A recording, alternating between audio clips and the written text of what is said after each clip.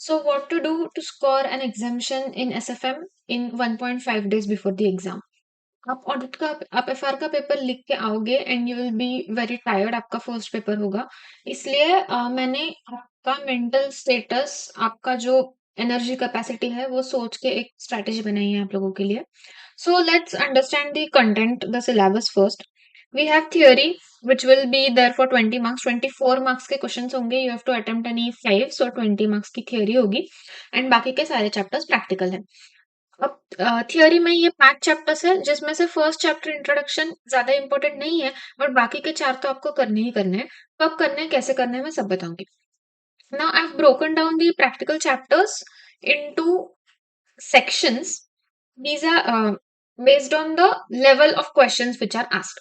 So ये है हमारे easy questions, फिर ये है formula based, उसके बाद आता है डेरिवेटिव्स, उसका एक सेपरेट सेक्शन है, फिर interest rate risk management and international FM. अब इनमें क्या है कि मॉड्यूल में बहुत कम क्वेश्चंस है, इसलिए चांसेस बहुत ज्यादा है कि बाहर से ऐसे क्वेश्चन पूछे।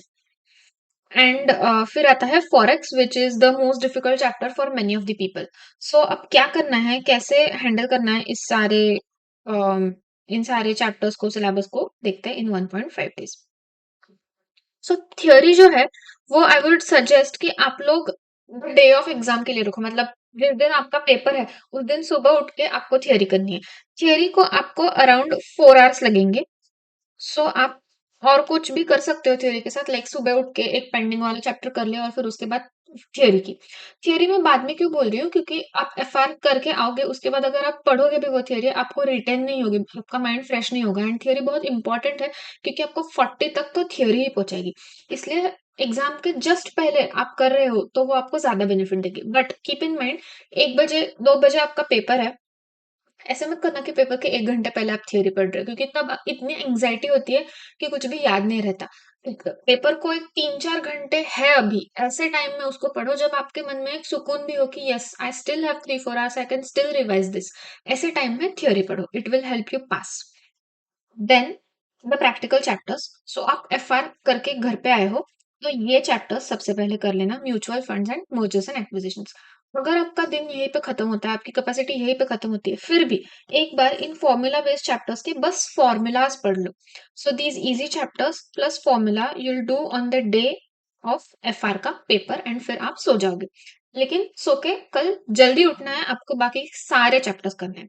And if you have more time, अगर आप नाइट पर्सन हो तो आप इसमें से पोर्टफोलियो वैल्यूएशन या फिर कॉर्पोरेट वैल्यूएशन, सिक्योरिटी वैल्यूएशन में से एक कोई चैप्टर कर सकते हो अगर आपके पास टाइम है।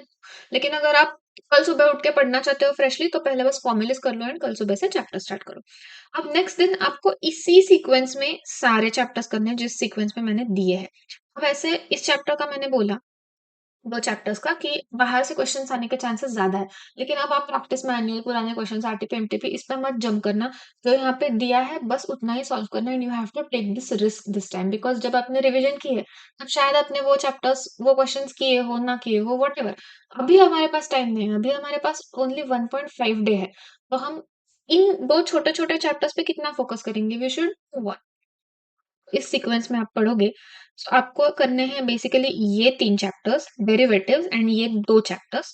उसके बाद आपका बचता है बस फॉरेक्स। लेकिन ये बस फॉरेक्स नहीं, इससे बहुत क्वेश्चंस आते हैं, डिफिकल्ट क्वेश्चंस आते हैं। In every exam 2 questions at least come on forex. एक इजी होता है, बेसिक्स पे होता है, एंड एक डिफिकल्ट होता है।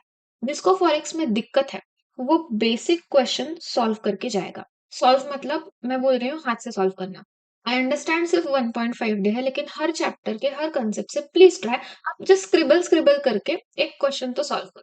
क्योंकि आप देख के बस जाओगे ना तो आपको लिखने नहीं आएगा, भले ही आपने कितनी भी रिविजन की हो।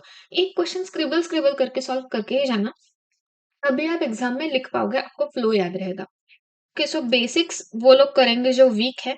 एंड अगर आपका टाइम यहीं पे खत्म हो गया तो डिफिकल्ट क्वेश्चंस को अब आप पढ़ के ही जाओ, या फिर पढ़ो ही मत, उतनी रिस्क आपको लेनी पड़ेगी।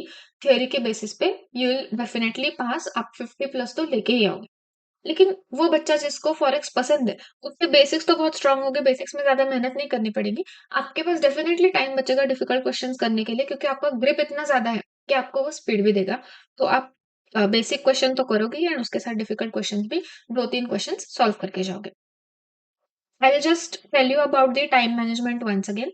एफआर का पेपर आप देके घर पे आए हो, आपको ये इजी वाले चैप्टर्स खत्म करने हैं एंड एटलीस्ट फॉर्मूलाज पढ़ के ही सोना है, उसके बिना आपको सोना नहीं है।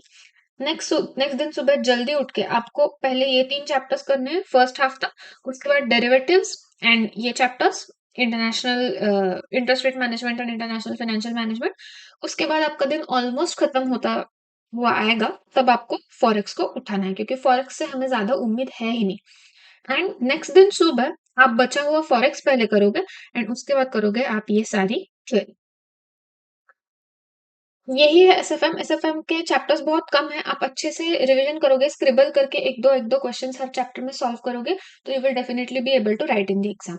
नाउ पेपर में आउट ऑफ 100 एटलीस्ट 20 मार्क्स के क्वेश्चंस ऐसे आएंगे जो बहुत ही ट्रिकी है। कुछ तो आईसीएआई ने उल्टा सीधा पूछ लिया, आपको क्वेश्चन भी नहीं समझेगा, कुछ नहीं समझेगा। वो क्वेश्चन देख के आपको हैरान नहीं होना है। वो क्वेश्चंस आपने आइडेंटिफाई करके छोड़ देने हैं लास्ट के लिए। आप उस क्वेश्चन से स्टार्ट करोगे ऑब्वियसली, जो आपको सबसे ज्यादा इजी लगते हैं। एंड मेक श्योर, अगर एक क्वेश्चन है, क्वेश्चन नंबर 2, उसका है 1 2 3 या 1 2 3 4 what ever and it is divided in 4 marks 4 marks 4 marks 4 marks and 1 more 4 marks.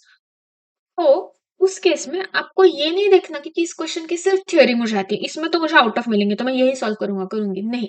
आपको हर क्वेश्चन में, इसके हर सब क्वेश्चन में कितने मार्क्स मिलने हैं, ये एनालिसिस करके उतने मार्क्स इस क्वेश्चन को देने हैं। टेंटेटिव मैं ऐसे करती थी कि अगर मैंने क्वेश्चन 2 सॉल्व किया तो मुझे कितने मिलेंगे, ओके 14। क्वेश्चन 3 सॉल्व किया तो कितने मिलेंगे, okay 16। Then I solve question number 16 first. Aggregate देखो, इंडिविजुअल क्वेश्चन में कितना आ रहा है वो इंपॉर्टेंट नहीं है, एग्रीगेट देखो and start collecting your marks. Literally आपको एक एक क्वेश्चन से थोड़े थोड़े मार्क्स कलेक्ट करके पहले 40 तक पहुंचना है, फिर 60, फिर 80। सो अपने माइंडसेट को कूल रखना बहुत ज्यादा इंपॉर्टेंट है। स्पेशली प्रैक्टिकल वाले सब्जेक्ट्स में हमें कोई गारंटी नहीं रहती हमारे आंसर की, तो बहुत ज्यादा एंग्जाइटी पैनिक सब चीज होती है। You just have to be cool, you just have to solve and don't check the paper after you are done with it. This will help you in audit especially. So yes, this was the strategy. Make sure you implement most of it and you'll definitely get an exemption with this one. So just believe yourself, give your best, all the best and bye bye.